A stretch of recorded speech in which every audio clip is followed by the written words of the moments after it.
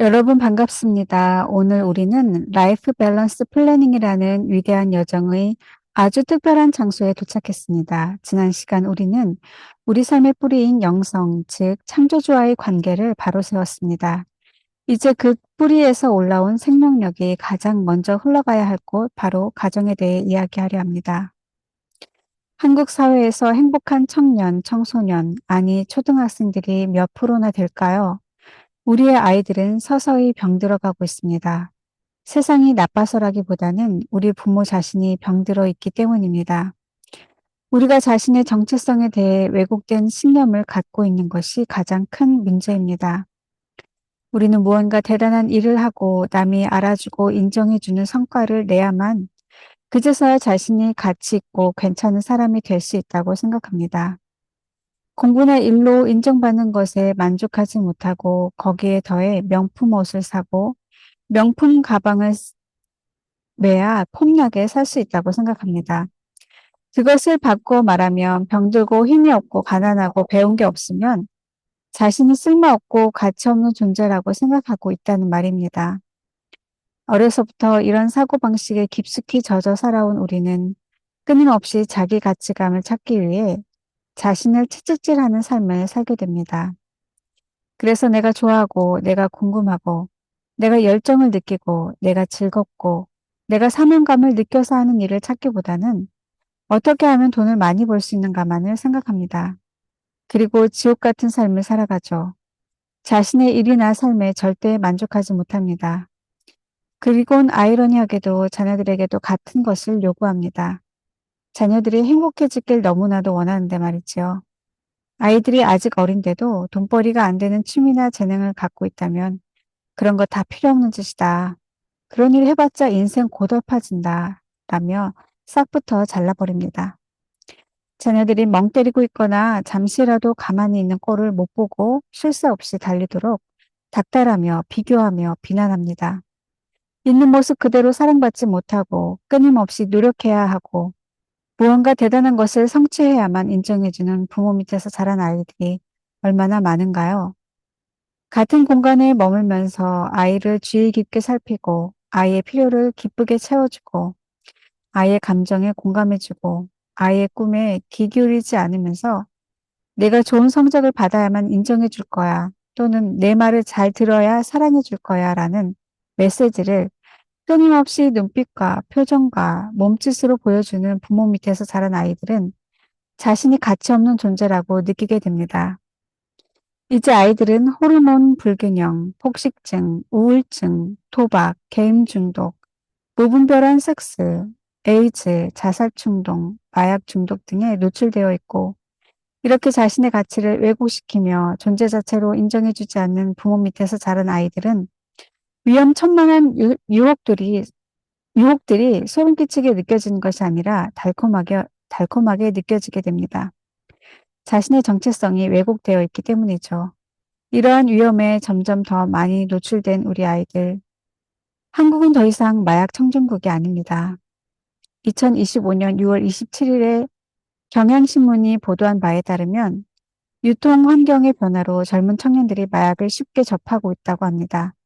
또 대검찰청이 발간한 2024년 마약류 범죄 백서를 보면 마약 사범 중 20, 30대가 전체의 60.8%를 차지했다고 말합니다. 어릴 적 부모의 압박으로 열심히 공부해서 좋은 대학에 들어가고 좋은 직장에 취직했다 하더라도 돈과 자유가 생기면 이러한 유혹에 쉽게 넘어가게 됩니다. 자신의 삶이 불행하다고 느끼기 때문입니다. 제가 살고 있는 미국의 한 2세 청년들의 이야기지만 이것이 한국 청년들의 이야기는 아닐까요? 2024년 청소년 정책 분석 평가 센터의 보고에 따르면 한국에서 자살이 12년째 청소년 사망 원인 1위라고 합니다. 최근 OECD 회원국의 청소년 자살 평균율은 6명인데 한국은 OECD 평균보다 2배 높은 11.7명으로 3위라고 합니다. 우리의 자녀들은 부모를 비추는 거울입니다. 우리 부모가 우울하고 희망이 없고 의욕이 없고 자존감이 낮아서 아이들에게 희망을 이야기해 주기보다는 불안과 두려움을 심어주었기 때문입니다. 솔직히 우리의 자녀들이 좋은 대학에 진학하고 좋은 직장을 잡아야 하는 이유도 아이들의 꿈을 펼치고 사명을 완수하도록 하기 위함이 아니라 뒤처지고 가난해질까 봐 무서워서가 아닌가요? 분명 우리는 한국의 위험한 상황과 우리의 현실을 직시해야 합니다. 하지만 우리는 두려움이 아닌 기대감을 가지고 아이들과 소통해야 합니다. 우리 같이 병들고 가난하고 찌질한 사람들이 될까 봐, 나의 상처를 아이들에게 그대로 전가할까 봐 두려움에 떨게 될 때 우리는 조급해지고 예민해지고 자꾸만 화를 내게 됩니다. 부부끼리 불화하게 되고 자녀들과의 마찰도 늘어가게 됩니다.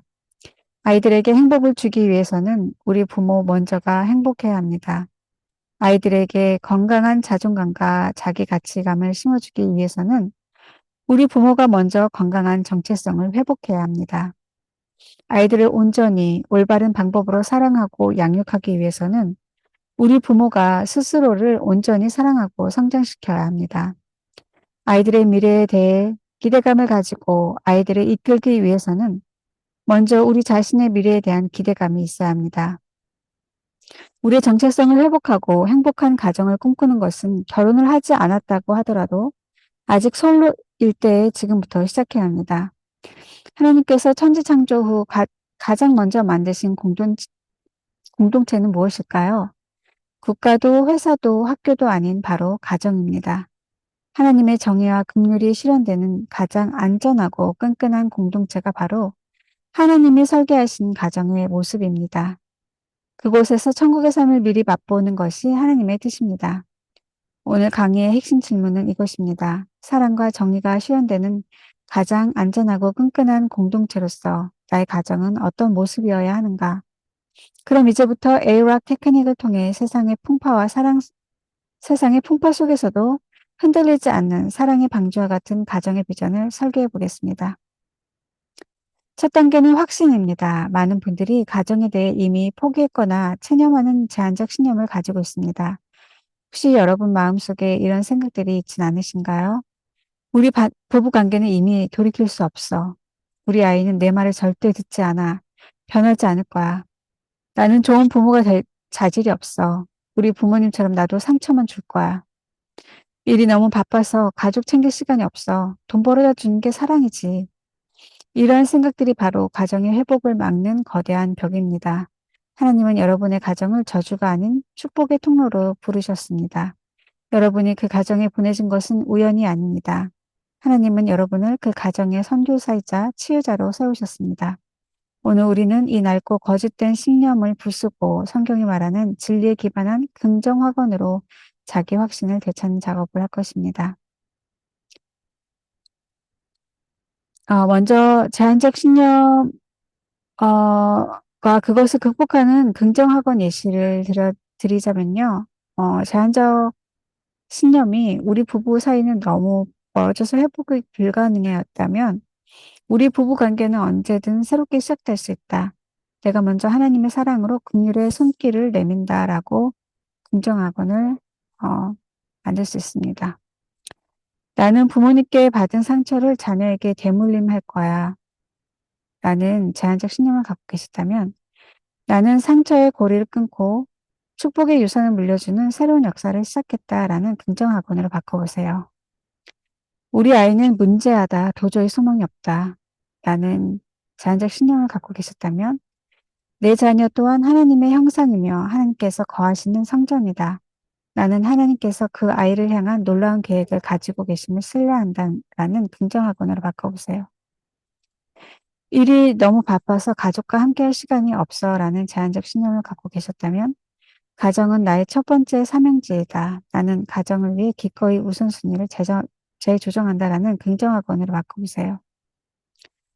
남편이 변해야 우리 가정이 행복해진다라는 제한적 신념을 갖고 계셨다면 내가 먼저 변하면 우리 가정이 변한다. 나는 불평 대신 배우자를 위한 축복과 감사의 기도를 선택한다라는 긍정학원으로 바꿔보세요. 저는 한때 아이들은 저를 힘들게 하는 존재라고 생각했습니다. 아이를 낳아 키우는 것이 저의 역할이고 의무이기 때문에 아이들을 낳았고 한 명보다는 세 명 이상이 되어야 아이들의 사회성도 잘 발달한다고 생각했기 때문에 셋을 낳았습니다. 하지만 저는 육아와 살림이 육체적으로 많이 버거웠고 내면의 채워짐 없이 계속 쏟아내야만 하는 것이 참 힘들었습니다. 경제적, 육체적 능력도 없으면서 미련하게 아이들만 줄줄 낳아서 사서 고생을 한다고 후회도 많이 했습니다. 아이들이 언제나 크나 하며 제 눈에는 너무도 더디게 크는 아이들이 빨리 성장해서 독립하기만을 기다렸습니다. 그래야 제가 자유로워질 수 있고, 그래야 제가 성장하고 성취하는 행복한 삶을 살 수 있을 거라 생각했습니다. 그러나 저는 죄를 용서하시는 하나님을 깊이 체험한 이후로 아이들을 짐이 아닌 축복으로 받아들이기 시작했습니다. 비폭력 대화를 아이들과 함께 실천하면서 아이들은 저의 성장 파트너가 되었습니다. 저를 미러링하는 아이들을 관찰하면서 제 자신을 돌아보고 성찰하게 되었습니다. 잔소리와 체벌로 억압하던 엄마의 모습을 버리고 아이들과 함께 성장하는 엄마가 되기 위해 노력하자 저는 제가 원했던 신뢰와 존중과 배려와 헌신이 있는 가정의 모습을 만들어갈 수 있었습니다. 말만 장황하게 늘어놓고 제가 세운 높은 잣대에 아이들을 억지로 맞추려 하기보다는 먼저 제 자신이 변화하고 성장하려고 노력했습니다. 입술로 고백한 대로 살기 위해 노력하는 저의 모습을 지켜본 아이들은 점점 치유되어 갔고 저와 함께 성장했습니다. 아이들이 점점 자라면서 저는 상대적으로 시간적, 체력적 여유가 생겼고 저는 아이들과 함께 월드비전의 글로벌 6K for Water라는 아이들이 학교에서 죄송합니다. 아이들과 함께 월드비전의 글로벌 6K for Water라는 워터를 아이들의 학교에서 주최하기도 하고 아이들과 함께 교회의 여름 성경 학교를 열기도 하며 성장과 성취를 경험했습니다. 아이들과 함께 누군가를 돕고 헌신하는 경험만큼 축복된 일이 있을까요? 몇 해 전 가수 션과 탤런트 정혜영 부부가 아이들의 돌잔치를 화려하게 하는 대신 그 돈으로 어려운 이들을 돕는 곳에 사용했다는 이야기를 접하고 그 부부의 모습이 얼마나 아름답고 귀하게 여겨졌던지요. 어떻게 하면 우리 아이들에게 하나라도 더 줄까만을 고민했던 저의 모습이 너무나 부끄러웠습니다. 그리고 우리 가정도 그런 가정이 되면 좋겠다는 소망을 품고 있었습니다. 아직도 가야 할 길이 멀고 아직도 성장해야 할 부분들이 여럿 있지만요. 지나고 나니 저희 믿음을 바로잡고 변화를 향해 끊임없이 전진해 왔던 노력이 여러 모습으로 결실을 맺고 있다는 것을 깨닫습니다. 아이들은 각자의 삶 속에서 각자의 공동체에서 누군가를 돕는 헌신적인 사람들로 성장했습니다. 그리고 저희 다섯 식구가 함께 모일 때 가장 큰 편안함과 행복함과 완전함을 느끼는 가정으로 변화되었습니다. 잠시 멈추어 다음의 질문에 대한 당신의 답을 노트에 적어보세요.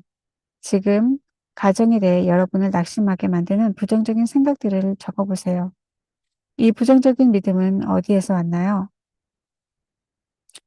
MLP 미라클 플래닝 수강자들께서는 강의 안에서 자신의 제한적 신념을 찾아보세요. 다 쓰셨나요? 이제는 당신이 발전하고 성공하지 못하도록 당신의 발목을 붙잡았던 제한적 신념을 버리고 포기하고 뒤집을 시간입니다. 각각의 제한적 신념을 대체할 긍정적이고 발전적이고 올바른 진리에 근거한 긍정학원은 무엇일지 생각해 보세요. 지체하지 말고 지금 이 자리에서 당신의 제한적 신념 옆에 그 믿음을 완전히 뒤집는 강력한 긍정학원을 써보세요. 이 새로운 확신이 여러분의 위대한 여정의 출발점입니다. 확신을 되찾았다면 이제 가슴 뛰는 가정의 비전을 그릴 시간입니다. 단순히 싸우지 않는 집 정도가 아닙니다. 현관문을 열고 들어설 때 평안이 덮이고 세상에서 지친 몸과 마음이 회복되며 서로의 존재만으로도 감사가 넘치는 그런 가정의 모습입니다. 우리의 비전에는 우리에게 삶의 의미와 방향성을 제공하는 핵심 가치가 담겨 있습니다. 당신이 만족하고 행복한 인생을 누리기 위해서 당신에게 중요한 가치나 바람이나 필요는 무엇인가요? 다음의 예시를 통해 살펴보세요. 먼저 가정 영역에서 우리가 중요하게 여길 핵심 가치에는 이런 것들이 있습니다. 무조건적 사랑, 존중, 헌신과 신뢰, 소통, 용서, 함께하는 시간, 책임감, 가치관 공유, 성장이 있습니다. 무조건적 사랑은 어떤 됨됨이, 행위, 성과 때문이 아니라 존재 자체로서 사랑하고 인정하는 것으로 모든 가족 구성원에게 심리적 안정감과 소속감을 줍니다. 자녀가 시험을 망쳤을 때 점수와 상관없이 나는 너를 사랑해 라고 말해주며 함께 해결책을 모색하는 것이 되겠습니다. 존중은 나이와 상관없이 각 구성원을 하나님의 형상으로 대하며 서로의 생각, 감정, 경계를 존중하는 태도입니다. 부부싸움을 할 때도 인신공격 대신 서로의 다름을 인정하고 자녀의 의견을 무시하지 않고 끝까지 존중하는 태도로 경청하는 것이 되겠습니다. 헌신은 어려움이 닥쳐도 가정을 지키겠다는 약속이며 이 약속이 굳건할 때 가족은 서로를 믿고 의지할 수 있습니다. 배우자가 힘든 시기를 겪을 때 내가 당신 곁에 있을게 라고 말하며 함께 어려움을 헤쳐가는 것입니다. 소통은 생각과 감정을 솔직하고 건강하게 나누는 것입니다. 오해를 막고 유대감을 깊게 하는 필수 통로입니다. 매일 저녁 식사 시간에 각자 하루 동안 있었던 좋았던 일, 힘들었던 일을 이야기하는 가족 대화 시간을 갖는 것, 갈등의 상황을 비폭력 대화로 평화롭게 해결하는 것이 되겠습니다. 용서는 누구나 실수할 수 있음을 인정하고 잘못을 마음에 담아두지 않고 기꺼이 용서하며 관계를 회복하는 능력입니다. 자녀의 잘못을 두고두고 꾸짖기보다 잘못을 인정하고 사과했을 때 따뜻하게 안아주며 용서해 주는 것입니다. 함께하는 시간은 TV나 스마트폰 없이 오롯이 서로에게 집중하며 즐거운 경험과 추억을 공유하는 것입니다. 주말에 다 함께 공원에 가서 자전거를 타거나 보드게임을 하며 웃고 떠든 시간을 보내는 것입니다. 신뢰는 부부간의 부모 자녀 간의 정직과 믿음을 바탕으로 견고한 관계를 세우는 것입니다. 배우자에게 재정을 투명하게 공유하고 자녀와의 약속을 반드시 지키는 것이 되겠습니다. 책임감은 각자 자신의 역할을 책임감 있게 수행하고 가족 공동체를 위해 기꺼이 기여하는 태도입니다. 자녀에게 나이에 맞는 집안일을 맡겨 가족의 일원으로서의 책임감을 가르치는 것입니다. 가치관 공유는 정직, 친절, 신앙 등 가족이 함께 추구하는 공통의 가치를 세우고 이를 기준으로 중요한 결정을 내리는 것입니다. 어려운 이웃을 돕는 일에 가족이 함께 참여하며 나눔이라는 가치를 자녀들과 함께 실현하는 것이 되겠습니다. 성장은 서로가 하나님 안에서 각자의 사명을 발견하고 성장하도록 지지하고 격려하는 것입니다. 배우자나 자녀의 꿈을 응원하고 함께 기도해 주는 것이 되겠습니다. 이제 영상을 잠시 멈추고 당신의 가정 영역의 핵심 가치를 찾아 노트에 적어보세요. MMP 미라클 플래닝 프로그램 참여자들께서는 강의 안에 있는 핵심 가치 목록을 참고해 주세요. 토니 로빈스는 이렇게 말했습니다. 아이들에게 무언가를 가르치려 하지 말고 당신이 어떤 사람이 되어야 하는지를 스스로에게 물어라. 아이들은 당신의 말을 듣는 것이 아니라 당신의 행동을 보고 배운다. 저는 한때 부지런히 말로 가르쳐야 아이들이 예의 바르고 책임감 있고 성실한 사람으로 제대로 자랄 수 있다고 믿었습니다. 어느 정도는 효과가 있었습니다. 저희 아이들은 학교에서도 교회에서도 동네에서도 칭찬받는 모범생들로 자랐습니다. 하지만 선택의 여지 없이 잔소리와 체벌에 의해 억압적인 훈육을 받은 아이들의 마음 한켠은 병이 들어 있었습니다. 그리고 아이들이 점점 자라면서 저와 아이들 사이에 벽이 쌓이기 시작했습니다. 오랜 세월이 지나서야 말로 가르치는 것보다 행동으로 직접 보여주는 것이 훨씬 더 강력하고 건강한 훈육법이라는 것을 깨달았습니다. 누가 떠밀지 않아도 스스로 꿈과 목표를 찾고 실현하는 모습, 어린 자녀에게라도 잘못한 일에는 진심으로 사과하고 용서를 구하는 모습 등 제가 스스로를 변화시키는 모습은 그 어떤 말보다 아이들을 더 많이 변화시켰고 회복시켰습니다. 토니 로빈스는 또 이렇게 말했습니다. 관계의 질이 인생의 질을 결정한다. 최고의 관계는 당신이 무엇을 얻느냐가 아니라 무엇을 주느냐에 달려 있다. 부부 관계는 서로의 두려움과 불안을 읽어주고 서로를 긍휼히 여겨주며 서로의 필요를 기꺼이 채워줄 때 풍요로워집니다. 저는 인생에서 많은 어려움들이 있었지만 남편과 불화할 때가 가장 힘들었습니다. 집중력과 생산성이 가장 떨어진 때도 남편과 불화할 때였습니다. 여러 해 동안 하나님의 뜻이 어디에 있든지에 관계없이 저는 저의 정당함을 앞세워 관계의 회복을 늦추었고 그만큼 아이들에게 아픔을 안겨주었습니다. 하지만 제가 원하는 것을 상대가 모두 갖추지 않았더라도 제가 원하는 것을 상대가 다 채워주지 않더라도 그 존재 자체로 사랑하기로 다짐하고 또 다짐했습니다. 그것이 바로 하나님께서 제게 주신 사랑이었고 제가 아이들에게 준 사랑이었습니다. 그리고 그 사랑이 저를 살렸고 저희 아이들을 살렸습니다. 저는 저의 의로움이 아닌 사랑을 붙들 것을 오늘도 저에게 다시 상기시킵니다. 이 다짐과 노력이 모여서 저희 부부는 다시금 말이 통하고 마음이 통하는 관계가 되었습니다. 정말 하나님께서 계획하신 천국이 저희 가정에 실현되는 날까지 계속해서 말씀을 통해 제 자신을 비추어 보며 하나님 말씀에 조율된 부부관계로 발전시켜 갈 것입니다. 이것이 저희 자녀들에게 줄 가장 큰 선물이 될 것입니다. 당신의 비전을 그려보세요. 뜬구름 잡는 것 같아도 괜찮습니다. 위대한 비전은 언제나 현실을 뛰어넘는 상상에서 시작됩니다. 당신의 새로운 정체성과 자아상대로 가정을 세워가고 그 안에서 느끼게 될 당신의 감정이 진하게 담긴 비전이면 됩니다.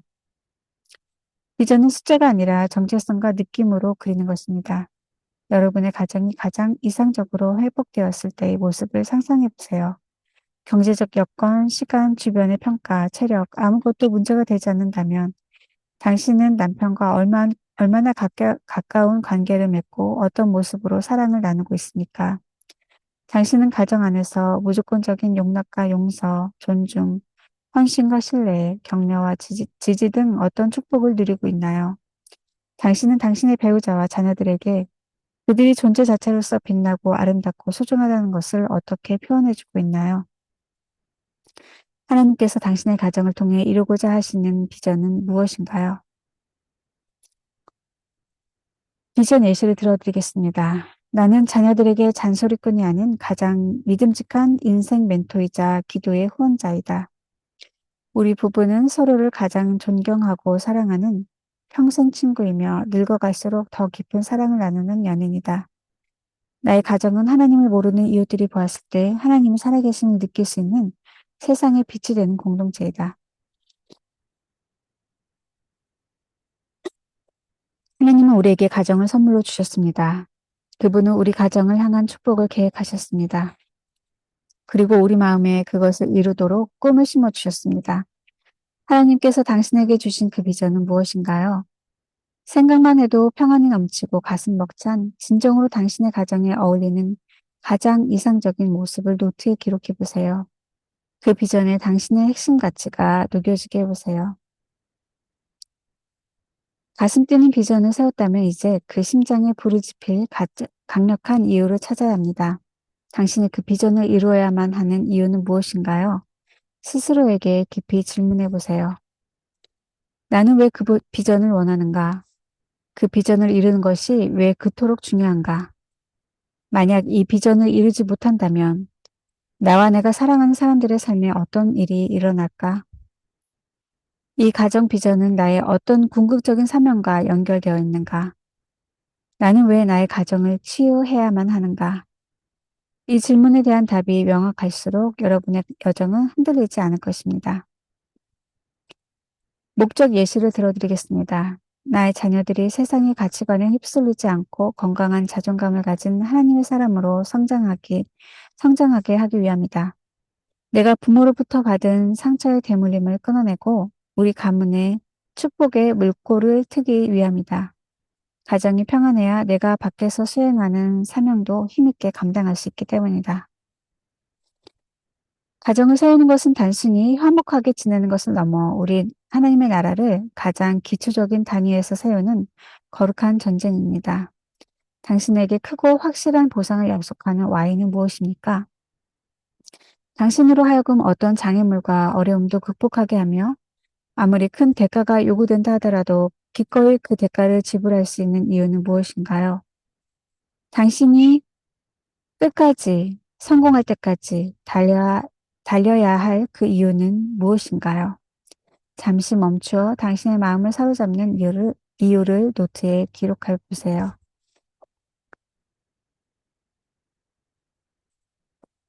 이제 추상적인 비전을 현실로 가져올 시간입니다. 가정에 대한 사랑은 추상적인 감정이 아니라 구체적인 시간과 행동으로 증명됩니다. 측정 가능하고 결과 중심적인 목표를 세워보세요. 조금 전에 세운 자신의 비전문을 보며 스스로에게 깊이 질문해 보세요. 나의 비전이 현실에서 어떤 모습으로 나타날 것인가? 어떤 결과가 보이면 비전이 이루어지고 있다고 말할 수 있을까? 그 성공 여부나 진행 사항을 어떻게 측정할 수 있을까?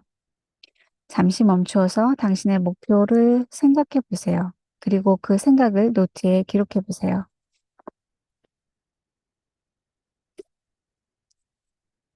당신에게 알맞은 목표를 기록하셨다면 그 목표에 스마트 골스 테크닉을 적용해서 여러분의 목표 실행과 성공 확률을 높여 보세요. 구체적인 목표로는 가족 식사, 부부 데이트 나이트, 자녀와의 1대1 시간이 될 수 있겠습니다. 측정 가능한 목표가 되기 위해서는 주 3회 이상, 월 1회, 하루 10분 등의 숫자를 넣어주시면 좋고요. 달성 가능한 목표가 되기 위해서는 현재 자신의 상태나 상황을 고려한 현실적인 목표인지를 생각해 보시면 됩니다. 또한 자신의 가정 비전과 직접적인 연결이 되는 목표인지를 한번 살펴보시고요. 2026년 12월 31일까지와 같이 명확한 데드라인이나 기간을 설정하고 또는 정확한 실행 시각을 지정하는 것이 목표 달성을 돕습니다. 목표 예시를 들어드릴게요. 2026년 상반기까지 매주 토요일 저녁은 가족 스마트폰 프리타임으로 정하고 서로를 알아가는 보드게임이나 대화를 2시간 이상 갖는다. 올해 안에 남편과 단둘이 떠나는 1박 2일 여행을 다녀온다. 매일 밤 잠들기 전 자녀의 머리에 손을 얹고 3분간 축복 기도를 해준다. 6개월 동안 매월 한 권씩 부부관계나 자녀 양육에 관한 책을 읽고 배우자와 함께 그 적용점을 나눈다가 될 수 있습니다. 마지막 단계는 목표 지점까지 도달할 구체적인 행동 계획, 즉 전략과 전술을 세운 것입니다. 사랑은 느낌이라기보다 기술이고 훈련입니다. 현재 나의 위치에서 목표까지의 갭을 무엇으로 채울 것인지 설계해 보세요. 데런 하디는 이렇게 말했습니다. 관계에서의 복리 효과를 기억하십시오. 매일의 작은 실천, 칭찬, 감사의 표현이 쌓여 누구도 무너뜨릴 수 없는 견고한 사랑을 만들게 됩니다. 배우자의 데이트 밤을 일정표에 가장 먼저 그리고 가장 굵은 펜으로 적으십시오. 그것은 선택이 아닌 필수 사항입니다.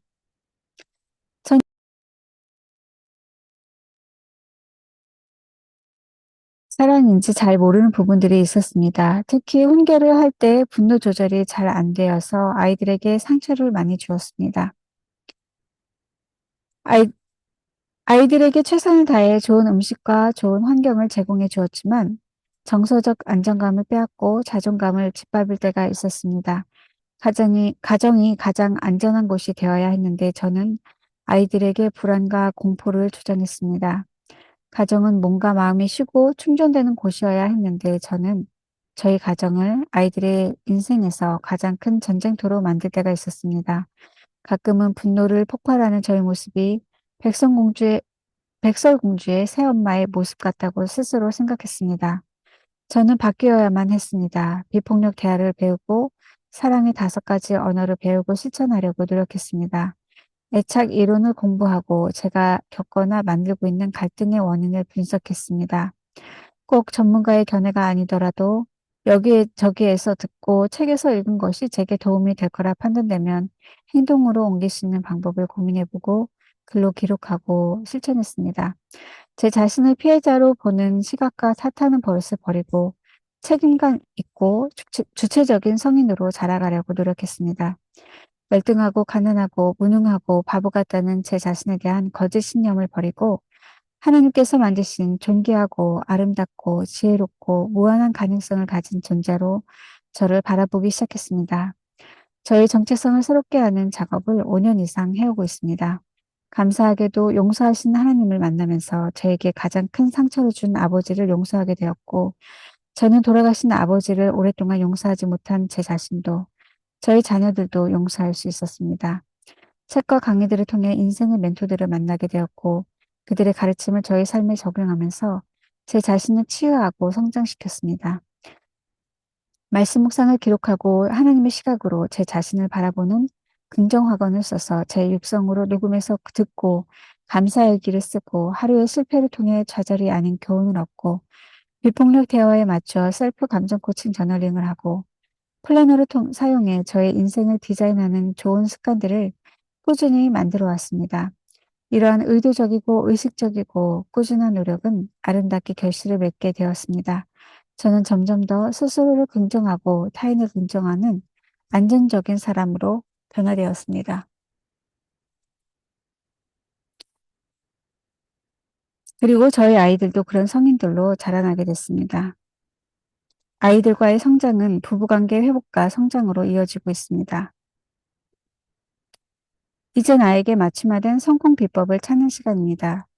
전략을 세울 때는 우리가 무엇을 해야 하는지, 무엇을 알고 있어야 하는지, 어떤 도구를 사용해야 하는지, 어떤 관계와 어떤 환경이 필요한지, 우리의 자원을 어떻게 사용해야 하는지에 대해 생각해 보아야 합니다. 다음의 질문을 통해 여러분만의 맞춤 전략을 찾아보세요. 행동을 위해 어떤 구체적인, 목표를 위해 어떤 구체적인 행동을 해야 할까? 나의 진정한 정체성을 되찾게 해주는 습관이나 리추얼에는 어떤 것이 있는가? 어떤 습관을 만들고 어떤 습관을 버려야 할까? 목표를 효율적으로 달성하기 위해 어떤 지식을 배웠고 어떤 기술을 연마해야 할까? 목표를 향해 지속적으로 행동하기 위해 어떤 사람들과 함께하고 어떤 환경을 만들어야 할까? 이 모든 것을 위해 무엇을 포기하고 나의 시간과 돈, 에너지를 어떻게 재배치해야 할까? 구체적인 전략 예시를 들어보겠습니다. 행동 전략으로는 사랑을 표현하는 구체적인 루틴을 만드는 것이 되겠는데요. 출근 전 10초 포옹하기, 하루 한 번 고마워 사랑해 말하기, 배우자의 이야기를 중간에 끊지 않고 5분 이상 경청하기 등이 있습니다. 가족을 이해하기 위한 지식 학습 전략으로는 가족 구성원의 MBTI나 기질 검사해보기, 5가지 사랑의 언어책을 읽고 서로의 사랑 언어 파악하기, 비폭력 대화를 읽고 서로의 필요와 감정을 발견하고 인정하기가 될 수 있습니다. 대화와 심이 가능한 집으로 만들기 위한 환경 전략으로는 TV 없애기, 거실이나 식탁에 대화하기 좋은 은은한 조명 달기, 서로를 깊이 알아가는 질문이 담긴 게임 카드를 구입해서 소파 옆에 비치하기가 될 수 있습니다. 시간과 우선순위를 재배치하기 위한 전략으로는요, 주말 골프나 개인적인 모임을 줄이고 가족 나들이 시간 확보하기, 야근을 줄이고 가족과 함께 저녁 식탁 지키기, 아이들과 함께 즐길 수 있는 스포츠를 찾아서 함께 배우기 등이 될 수 있습니다. 당신이 설정한 목표 지점까지 도달할 구체적인 행동 계획, 즉 전략과 전술은 무엇인가요? 현재 당신의 위치에서 목표까지의 갭을 무엇으로 채울 것인가요? 잠시 멈추어 당신의 생각을 기록해 보세요. 이제 비전 선언문을 정리해서 읽어드리겠습니다. 확신으로는 우리 가정은 하나님께서 짝지어 주신 최고의 팀이며 나는 과거의 상처를 끊어내고 우리 가문을 축복의 통로로 세우는 거룩한 청지기이다 라고 할 수 있습니다. 비전은 나는 상호 존중을 기반으로 서로를 뜨겁게 사랑하며 세상에서 가장 안전하고 따뜻한 안식처가 되어주는 믿음의 명문가를 이룬다라고 할 수 있고요. 목적은 사랑하는 가족에게 이 땅에서 천국을 미리 맛보게 하고 세상의 경쟁과 평가에 지친 서로에게 진정한 쉼과 회복을 제공하며 우리 가정을 통해 하나님의 사랑이 다음 세대와 이웃에게 흘러가게 하기 위함이다라고 할 수 있습니다. 목표는 2026년 10월 31일까지 매주 일요일 저녁 시간을 패밀리 타임으로 완전히 정착시키고 매일 저녁 식사 시간에는 스마트폰 없이 서로의 눈을 보고 감사 제목을 나눈다라고 할 수 있습니다. 전략으로는 매일 아침 저녁 축복 기도와 세 번 포옹을 습관화하고 식사 시간을 식사 시간 스마트폰 보관함을 사용하며 월 1회 자녀 또는 배우자와의 1대1 데이트 일정을 캘린더에 우선적으로 확보한다라고 할 수 있고요. 네, 그렇게 해서 정리가 됐습니다. 오늘날 많은 가정이 흔들리고 있습니다. 가장 안전해야 할 곳이 상처의 근원지가 되고 쉼이 있어야 할 곳이 또 다른 과중한 스트레스의 현장이 되기도 합니다. 밖에서는 성공했지만 가정에서는 실패했다고 느끼는 분이 많습니다. 그러나 가정은 포기할 수 있는 영역이 아닙니다. 헤럴드 리는 말했습니다. 당신이 하게 될 가장 중요한 일은 바로 당신의 집 담장 안에서 이루어질 것입니다. 우리의 신체, 감성, 지성, 영성의 열매는 결국 가장 가까운 가족과의 관계에서 증명됩니다. 가정은 작은 천국입니다. 물론 지금 우리의 가정은 전쟁터일 수도 있고 냉랭한 하숙집 같을 수도 있습니다. 하지만 하나님은 태초에 가정을 만드셨을 때의 그 원형을 회복하실 능력이 있으십니다. 여러분이 오늘 세운 그 비전, 하나님의 뜻과 사랑이 실현되는 안전하고 끈끈한 공동체를 향해 믿음의 발걸음을 내디뎌 보세요. 여러분의 변화된 눈빛, 따뜻한 말 한마디, 먼저 내미는 사과의 손길에서부터 기적은 시작됩니다. 여러분의 가정이 세상에서 가장 따뜻한 쉼터이자 가장 강력한 성장 발전소가 되기를 축복합니다. 감사합니다.